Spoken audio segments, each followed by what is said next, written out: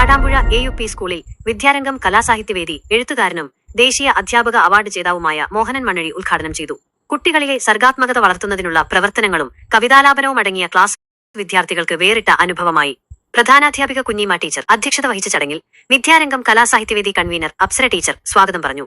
സ്കൂളിന്റെ വേറിട്ട പ്രവർത്തനങ്ങളുടെ ഭാഗമായി അമ്മമാരുടെ സർഗാത്മക കഴിവുകൾ പ്രോത്സാഹിപ്പിക്കുന്നതിനായി ആരംഭിച്ച അമ്മ വായന മത്സരത്തിൽ പെണ്ണ് എന്ന രചനയിലൂടെ രേഷ്മ 1ാം സ്ഥാനവും, തെരുവിന്റെ മകൾ എന്ന രചനയിലൂടെ അനീഷ 2ാം സ്ഥാനവും, അവൾ എന്ന കൃതിയിലൂടെ റഹ്മ 3ാം സ്ഥാനവും കരസ്ഥമാക്കി.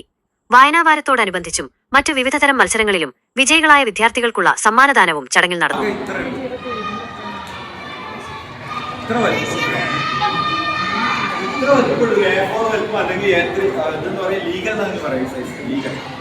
കാരണം ഇതില് ഒരു 30ഓളം 30 കുട്ടികളുടെ ഈ ഒരു ഒറ്റ ബാച്ച്